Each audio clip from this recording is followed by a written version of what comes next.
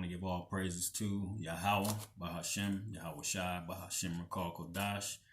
Double honors to the apostles and elders of Great Millstone who rule well, and greetings and salutations to the Ak and the Akwaf that are listening and learning. I was working on a series of videos titled Concentration Camps Coming with subtitles, and I had to do part one over because it never uploaded, so I'm going to do part one, American history of concentration camps. I'm going to try to get this finished so I can put some other videos up on here. I wanted to work on getting this back up because that's where we're headed, man. We're getting close. So I'm going to continue. I'm going to start reading chapter 1, America's history of concentration camps. All right. In the wake of austere measures and severe, stringent legislation being passed at alarming rates by the Obama administration, the question and concern is what is the intention behind these rigorous laws? Within the past year, we've seen bills introduced that strip civil liberties, enable martial law through the NDAA, the National Defense Authorization Act, censor, monitor, and control the internet. SOPA, PIPA, PIPA, CISPA, and the Arizona Bill 2549, and it targets free speech and public assembly. Anti-Protest and Trespass Bill, HR 347.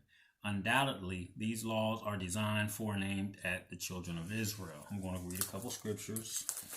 I'm going to get Psalms 37th chapter first. Psalms 37 and 12. I'm going to start reading at 12.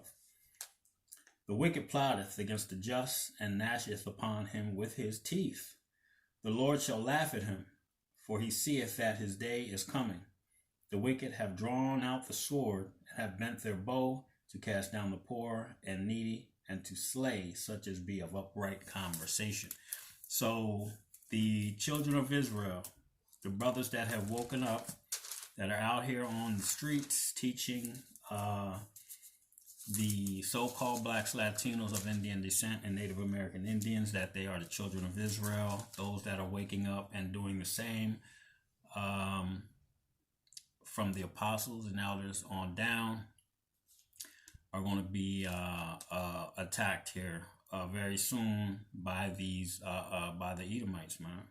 These people that are in control, especially the elites, man. They want to get their hands on some of us so bad because this truth is destroying that veil that was pulled over the people's eyes, man. Okay, so now the revealing is taking place. We're revealing who the wicked is, which is the nation of Edom. You know, mainly the elites. Okay, and their minions. All right, so they're getting pissed off, man, because they know they got a short time. Because this is Bible prophecy, and the devil knows the Bible also. Okay, that's why he lied about it. All right, Micah 2:1. Woe to them that devise iniquity and work evil upon their beds. When the morning is light, they practice it, because it is in the power of their hands. Like I said, the wicked elites, those people that control the monetary systems of the world, are pissed off, and they're devising wicked devices, man. Mainly like this pandemic, this plandemic that they came up with, man. They wanted to see how much control they can get of the people, and I guess it worked out for them pretty well. So the next one, they're going to shut this place down totally. No one's going to be going to work.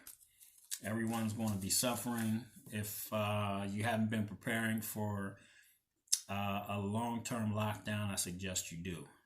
Okay? Put some things away for yourself. All right? Knowing his time is short, Revelations 12:12, the devil will soon storm upon the Israelites. The scriptures make it clear, and there will be a great insurrection upon those that fear the Lord. Let me get 2nd Ezra 16. 2nd Ezra 16 and 70.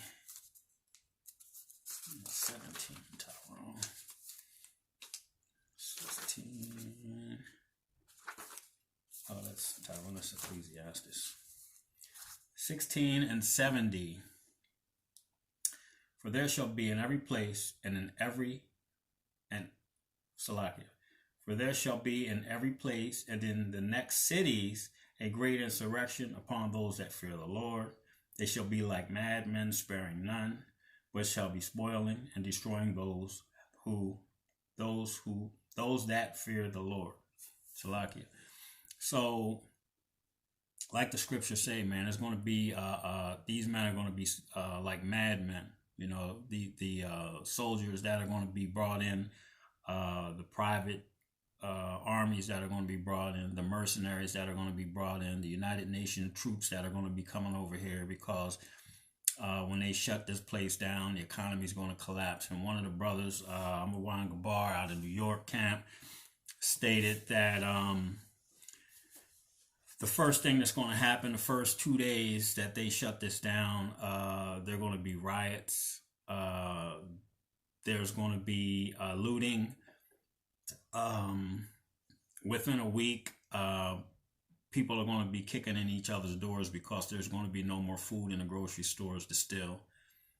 That all that food is going to be gone. Most of it's going to be eaten up, and what isn't eaten up, they're going to figure that they need to go get more before everybody else decides that they need to go get more, and they're going to start kicking doors in their neighbors' doors in to steal what they have.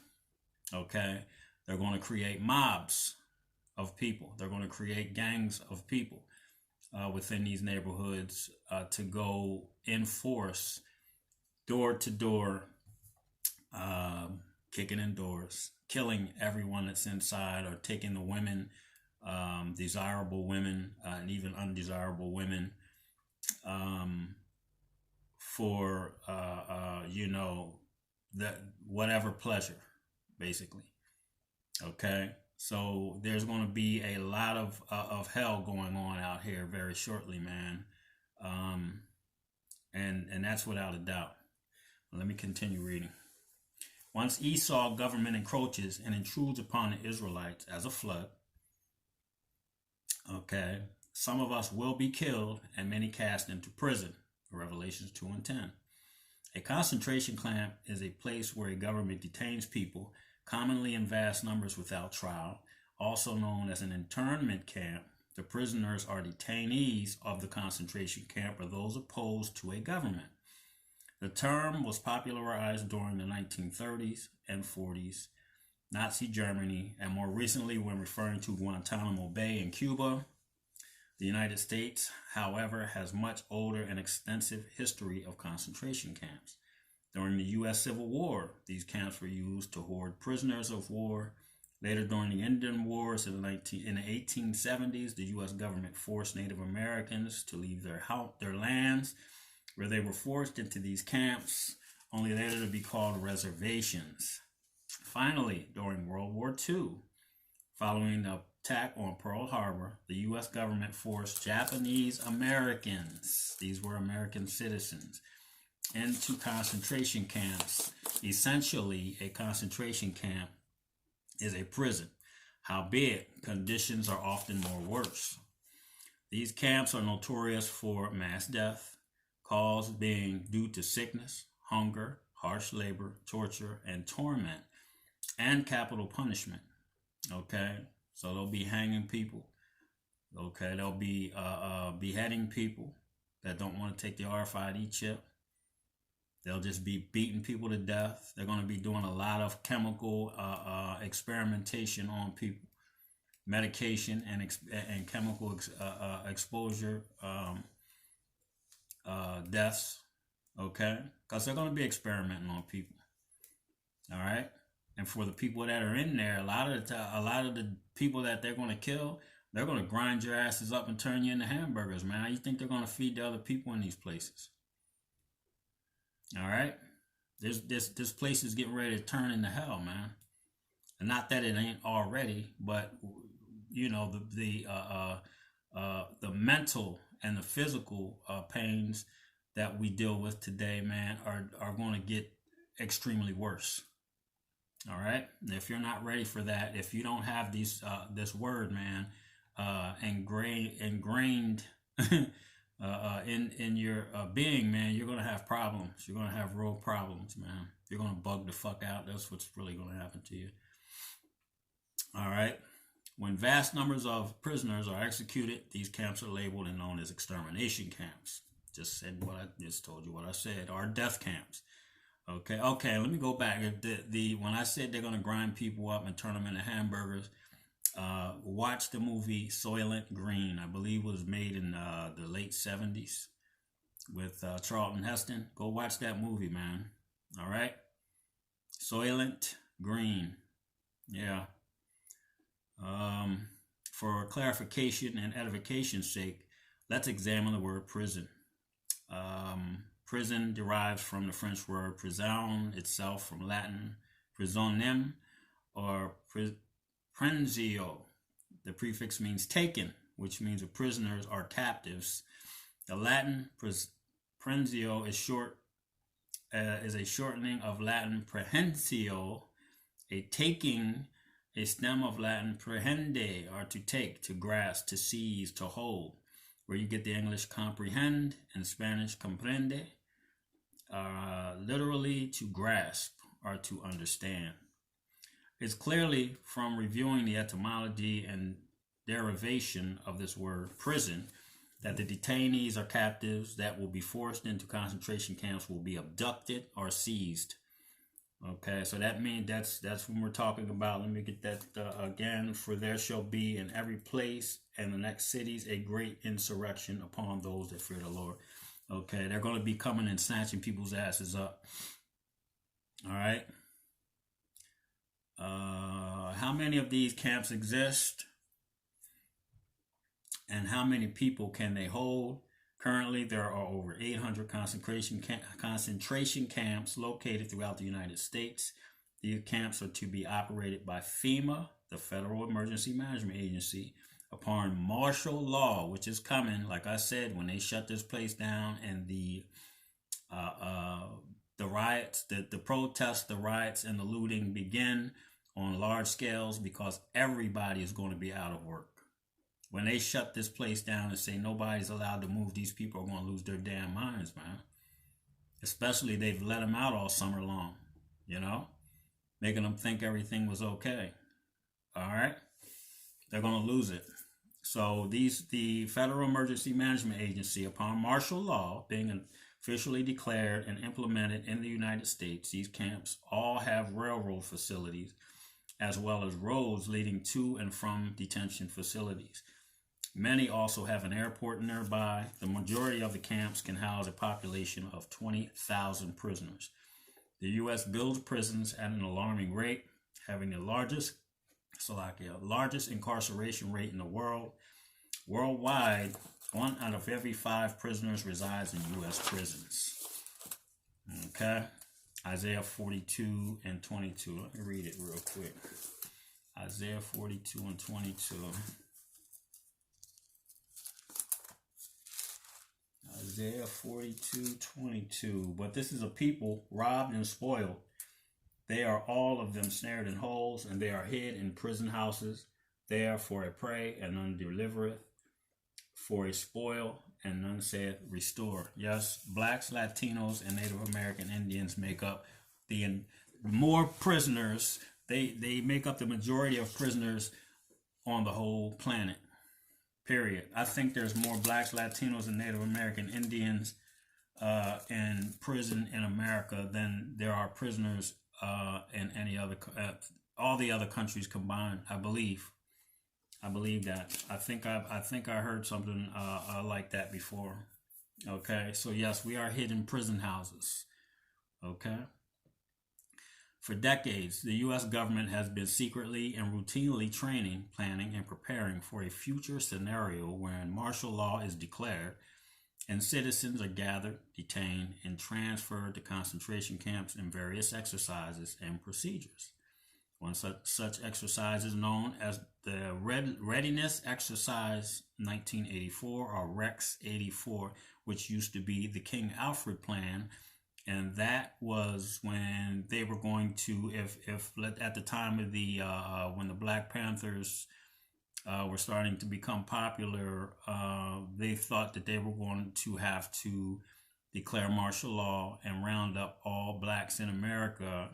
And then they changed the King Alfred plan to Rex 84, Readiness Exercise 84, because they had to include the Latins, or the so-called Puerto Ricans, Latinos, Mexicans, and Guatemalans, et cetera, and Native American Indians.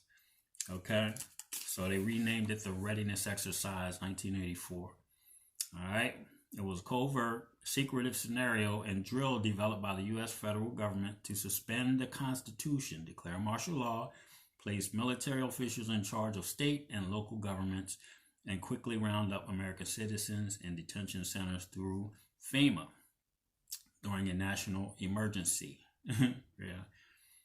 All right. During a national emergency, Rex 84 allowed the military bases, public venues, and arenas to be closed and converted into concentration camps.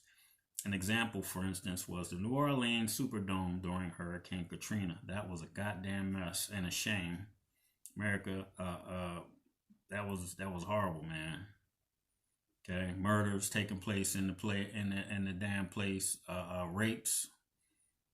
You know, shit. Some of the, I don't even want to get into that one, but it was a damn mess down there.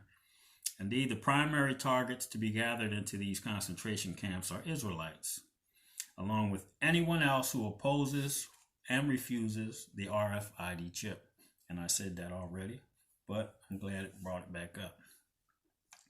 This is detailed in the Project Megiddo report that specifically labels Black Hebrew Israelites, well, we're not black, but we are Hebrew Israelites, as potential terrorists, placing Israelites on the FEMA Black Ops red and blue lists. The red list means they're going to kill you on sight.